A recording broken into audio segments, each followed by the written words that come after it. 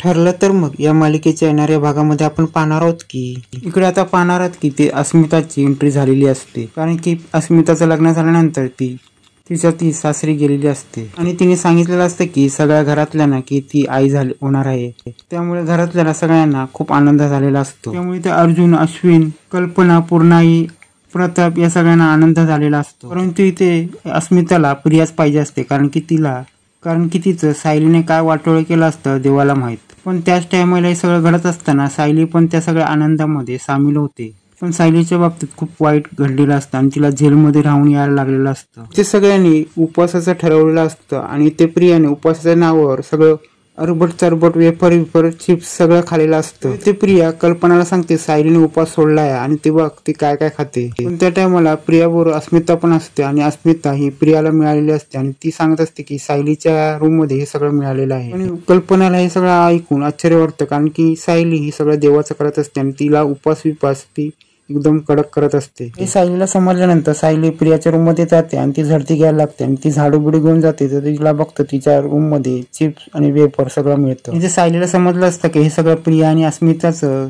सगळं कारस्थान आहे. इकडे प्रिया काय ना काय कारस्थान करत असते. ती स्वतः वेफर सारखे वेगवेगळे उपवासाचे पदार्थ खाऊन ती उपवास सोडत असते आणि त्याच्यातच ती नाव घेते सायलीचं.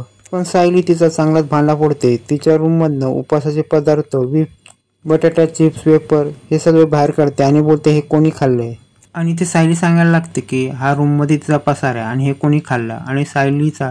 आणि सायली प्रियाचा चांगलाच भांडा फोडते. सायली प्रियाला बोलते की आज काय तू कारस्थान केलंय ते गप, आता लय झालं, कारण की यापुढे मी तुझा चांगलाच पर्दाफाश करणार आहे. इकडे अर्जुन सीसीटीव्ही फुटेज घेऊन रविराजकडे येतो. तेव्हा रविराज बोलतात की यामध्ये महिपाल आणि साक्षी आणि यांच्या बरोबर आणि यांचे अजूनही कोण साथीदार असतील हे आपण नाकारता येऊ शकत नाही. तेव्हा रविराज अर्जुनला सल्ला देतात की ही केस आता आपण CBI कडे सोपवलेली बरी आहे, कारण की याच्या पुढे ही लोक नवीन कारस्थान करून सायलीला नाही तर तुला कुठल्या ना कुठल्या कारस्थानमध्ये चांगलेच फसवतील. इकडे पोलीस सायलीची कसून चौकशी करतात की त्या टायमाला काय झालं काय नाही. सायली तात्पुरता सुटली असली तरी खरा गुन्हेगार कोण आहे हे पुढे आले नसतं. सायली सांगायला लागते मी कुसुम ताईकडे जात होती, पण त्याच टायमाला रस्त्यावर कोणी मुलं आणलं आणि का आणलं, कशासाठी आणलं हे मला माहीतच नाही. आणि त्याच टायमाला तो आई बाबा करत होता, पण मी त्याचं हे सगळं पाहून मी त्याला चॉकलेट दिलं आणि नंतर मी तिथून निघून गेली.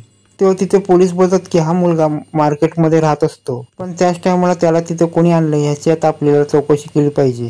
तिथे अर्जुनी चेतन त्याच ठिकाणी केसचे वेगवेगळे धागेदोरे शोधत असतात आणि त्या मुलाला कुठनं उचलून आलं, कोणी उचलून आलं आणि त्या मुलाची जबान घेतली जाते. पण त्याच टायमाला तो मुलगा तिथे रडतो आणि बोलतो या ताईला तुम्ही तुरुंगात का टाकलं होतं, कारण की या ताई खूप चांगल्या होत्या.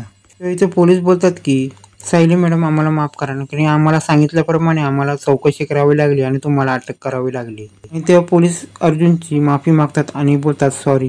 तेव्हा तिथे पोलिसांची चौकशी पूर्ण होते. तेव्हा ते पोलीस सुभेदारांच्या घरी जातात. तेव्हा पूर्णाई बोलते तुम्ही आता पोलीस इकडे का आलात. तेव्हा पोलीस बोलतात आम्ही तुमच्या दुसऱ्या सुनेला पकडायला आलो. तेव्हा तिथे CBI आलेले असतात आणि CBI बोलतात तुमच्या मोठ्या सुनेला चाइल्ड ट्रॅफिकिंगच्या आरोपामध्ये पकडण्यात येत आहे. प्रताप बोलतो तुम्हाला येड लागलं का, एक नाही दुसरीला आणि नंतर तिसरीला असा तुम्ही अटक करत चाललाय. तेव्हा CBI आणि पोलीस सांगतात की रविराजाने येऊ द्या, ते तुम्हाला काय ते सांगतील. पण त्याच टायमाला तिथे रविराज येतात आणि बोलतात तुमच्यापेक्षा चांगला धक्का मला बसलाय आणि हे सगळं खरं आहे. तेव्हा रविराज सांगायला लागतात की हे सगळं कारस्थान प्रियाने केलंय आणि सायली सुटली असली तरी ह्याच्यामध्ये आता प्रियाला अटक करण्यात येणार आहे. तेव्हा कल्पना प्रियाला बोलते की तू त्या मुलाला किडनॅप केला. तेव्हा अर्जुनला पण चांगला धक्का बसतो. पण अगोदर सगळ्यांना वाटत असतं की सगळं महिपतने केलं असतं, पण या सगळ्यामध्ये प्रियाचंही नाव जोडलं गेलेलं असतं.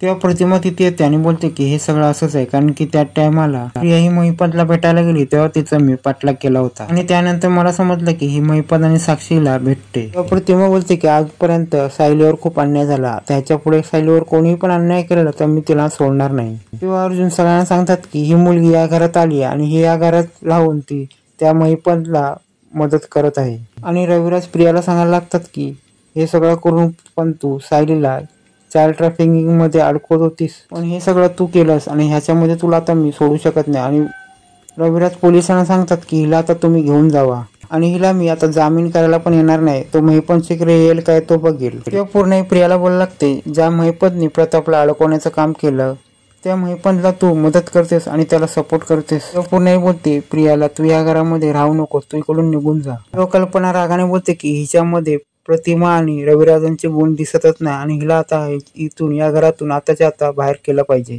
आणि या सगळ्यामुळे शेवटी फायनली आता सायलीला न्याय मिळालेला आहे आणि प्रियाची जेलमध्ये रवानगी होणार आहे.